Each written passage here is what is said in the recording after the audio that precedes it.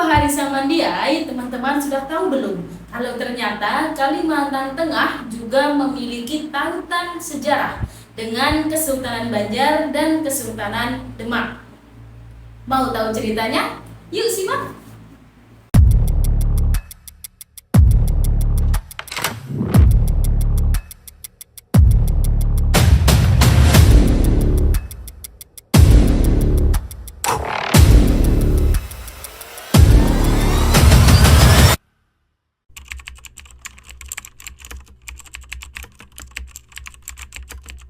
Dalam tradisi lisan masyarakat, masuknya Islam di Kota Waringin tidak bisa dilepaskan dari sejarah Kesultanan Banjar dan seorang tokoh bernama Kiai Gede.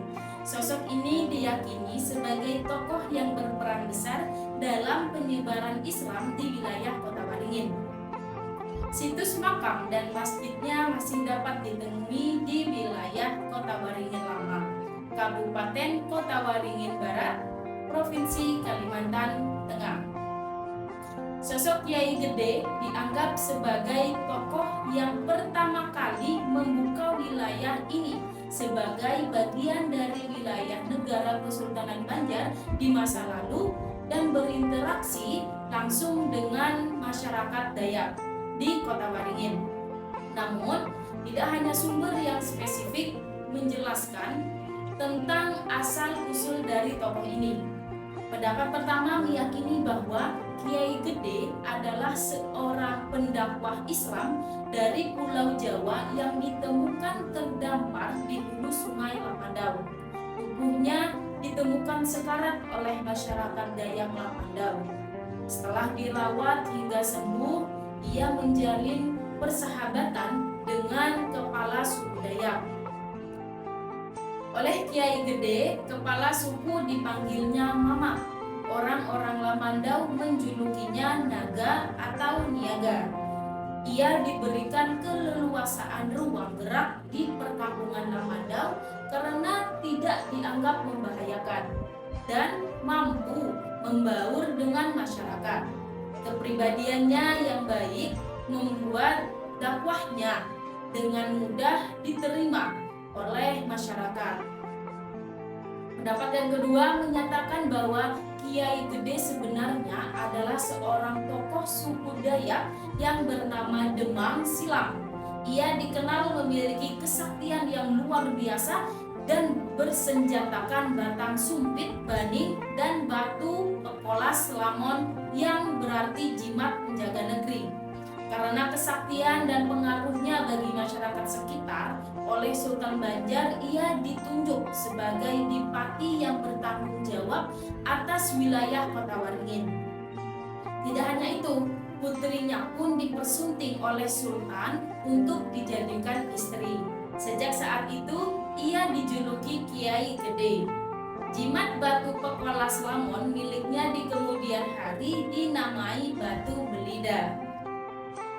Narasi ini hampir serupa dengan cerita yang termaktub dalam Hikayat Banjar dan Kota Waringin. Namun, nama tokoh yang disebutkan dalam Hikayat Banjar berbeda. Dalam Hikayat Banjar, tokoh yang dipercaya untuk menjadi dipati di wilayah Kota Waringin adalah Dipati Ganding.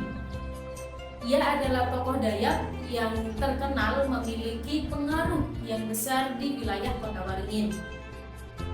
Tokoh ini sudah dipercaya sebagai dipati di wilayah Kota Waringin sejak pemerintahan Sultan Al-Musta'in Billah, marhum Panembahan. Oleh marhum Panembahan, putri Dipati Ganding yang bernama Anding Juluk, ia persunting untuk putranya yang bernama Pangeran Antakusuma. Di kemudian hari, Pangeran Antakusuma kembali ke Kota Waringin dan menjadi sultan di sana. Sejak saat itu, Dipati Ganding mengembalikan kekuasaan wilayah Kota Waringin kepada menantunya sebagai bagian dari Kesultanan Kota Waringin yang berdaulat dan diakui oleh Kesultanan Banjarmasin. Hal itu dikuatkan dengan diberikannya otonomi kekuasaan oleh saudara Pangeran Antakusuma yang bernama Sultan Inayatullah atau yang dikenal dengan sebutan Pangeran Adipati Tuha.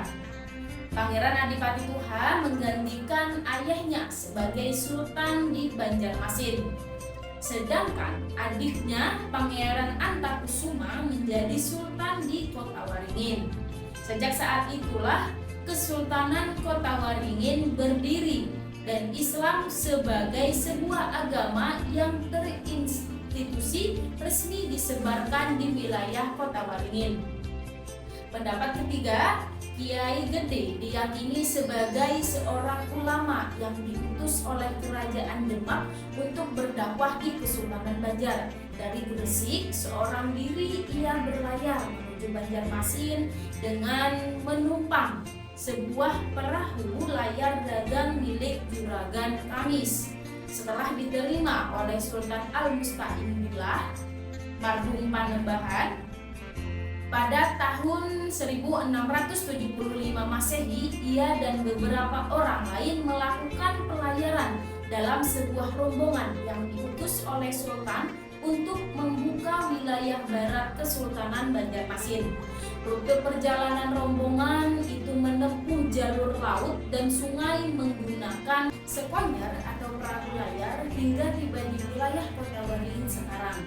Kisah pertualangan Kiai Gede mencari lokasi strategis untuk ibu kota Kota Waringin ini di kemudian hari menjadi folklore di kalangan masyarakat dan berkembang menjadi sebuah mitos yang fantasmagorik.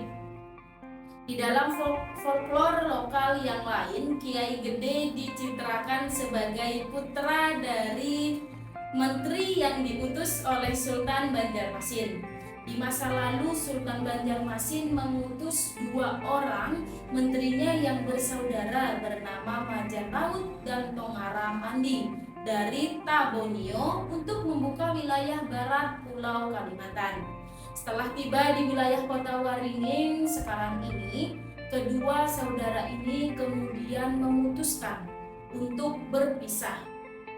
Majalaut pun menyeberang menuju Pulau Bangka Belitung untuk tinggal dan beranak cucu di sana. Selang beberapa waktu kemudian, setelah dianggap cukup dewasa untuk merantau, anak laki-laki Majalaut yang bernama Kiai Gede diizinkan untuk kembali ke Kota Waringin dan membantu pamannya di sana. Setibanya di Kota Waringin, Kiai Gede dipercaya untuk menjadi dipati dan bertanggung jawab atas wilayah Kota Waringin dan memastikan pembayaran upeti kepada Sultan Banjar tetap berjalan lancar.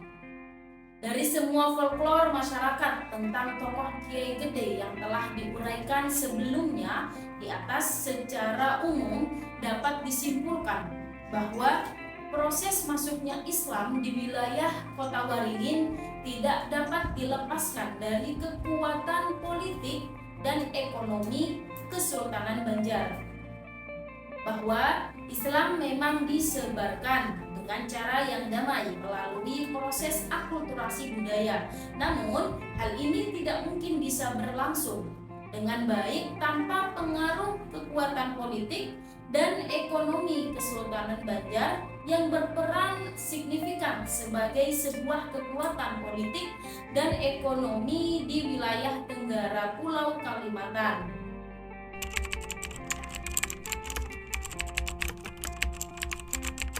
Kiai Gede memiliki relasi yang sangat signifikan dengan masyarakat sekitar di Kota Waringin Barat.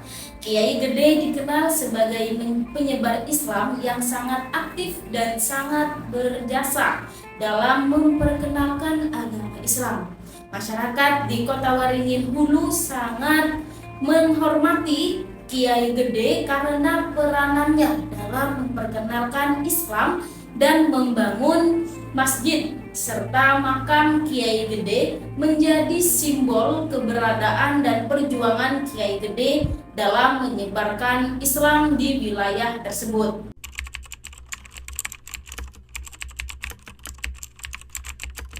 Masjid Kiai Gede memiliki kegunaan yang lebih luas daripada hanya sebagai tempat ibadah.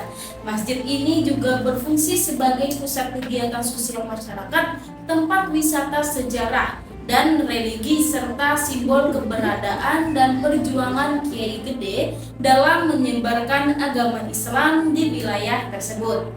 Selain itu, Masjid Kiai Gede menjadi tujuan wisata sejarah dan religi karena masjid ini merupakan simbol sejarah yang masih bertahan sampai saat ini.